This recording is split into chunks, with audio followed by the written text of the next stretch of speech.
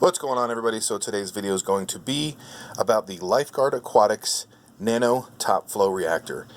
They sent me some goodies and we're going to be taking a look at these over the next couple weeks, but today's video is specifically about this one right here. This is the Nano Top Flow.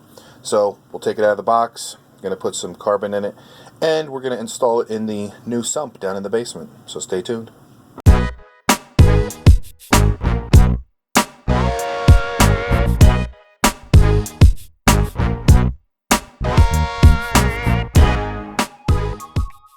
Alright, so as you guys can see, they have multiple different styles and sizes of reactors. The one we're going to be looking at today is actually the top flow reactor.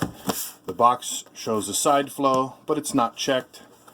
So if we look at this one here, this is the top flow reactor. This is the R800125 Nano Top Flow.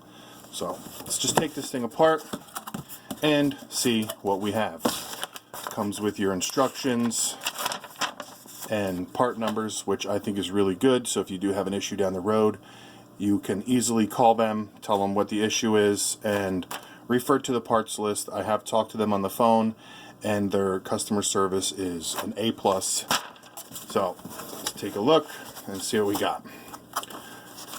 It's a really nice acrylic cast. It's super clear, super clean. I actually saw this one running at a vendor's booth, and that's how I first saw it. So that's everything we get in the box. Let's get the box out of the way. So here it is. This is the Lifegard Aquatics Top Flow. Now you can see here that you can change the rate of flow just by turning this.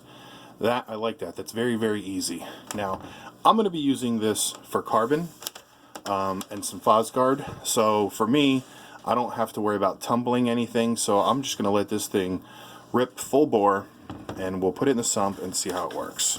Let's take this apart. So it does have a little acrylic plate at the bottom, and here's the pump. This just sits in there, I guess. Yep, this just sits on top.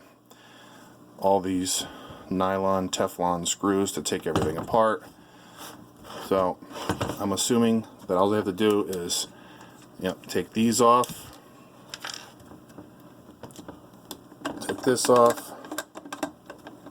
It does come with sponges, so if you do want to put a sponge in, fill it with carbon and put another sponge in, you can do so. What actually I'm going to do is from my aquarium box, get it? My aquarium box, I got this in it. This is good for up to 35 gallons. At the present moment, my downstairs tank is exactly 45 gallons. I haven't hooked up all the tanks yet. That's another video. You guys are going to want to see that. But today we're going to be putting this in here, so I'll rinse it off, put it in, and we'll set it up in the new sump and see how it runs. Alright, so yeah, you're getting a first look at the new sump downstairs. This was that Red Flex 4-in-1 300 series. Yep, first look at it with water. So I'm going to just put this in here now. Not really going to worry about wire management at the moment.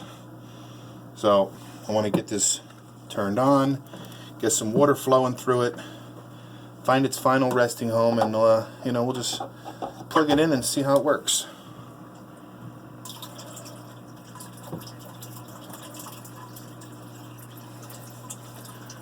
Very simple. Got a little bit of bubbling going on. Alright, so I can put it here, I can put it in the back chamber. So what I have right here, now that I'm looking at it, you guys can see that there's some air bubbles from the water coming down. So to me, let's see if you guys can see. I'll zoom in a little bit more. There.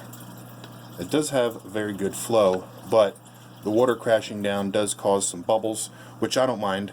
I'm cool with bubbles. It aerates the tank, and I'm okay with that. But I don't want my return pump to suck in those bubbles and start bubble scrubbing the tank. So, I don't know. We'll put it here for now. Let's take a look. Take you off the tripod here.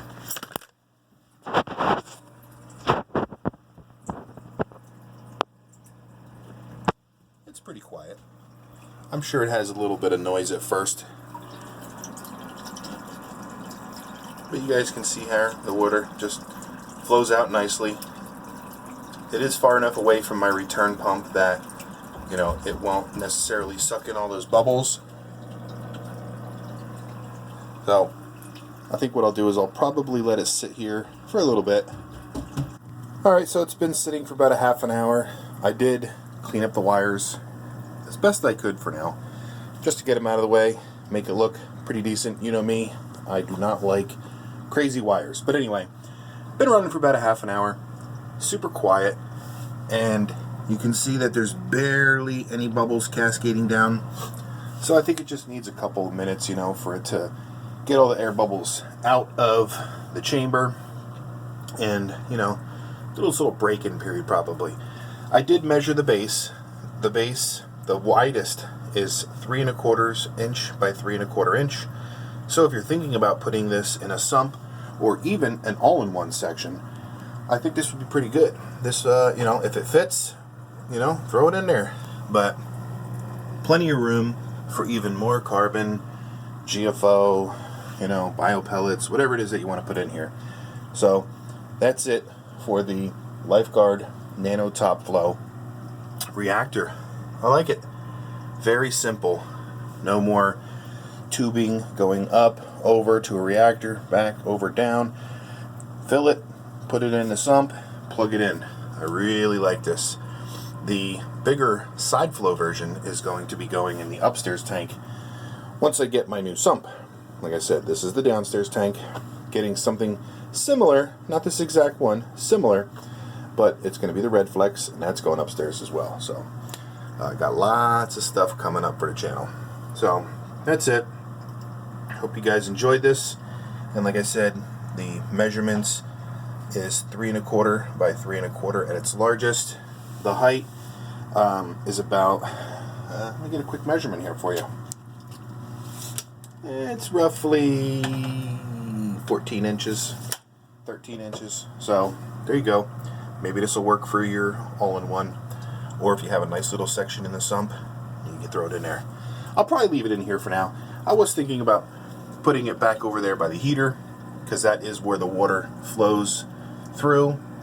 But I was even thinking about putting it in the back section.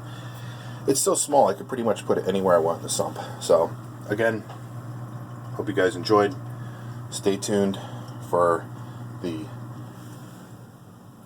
side flow once I get the new sump. So that's it.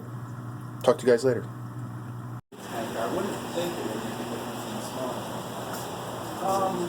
Do you want to build a snowman?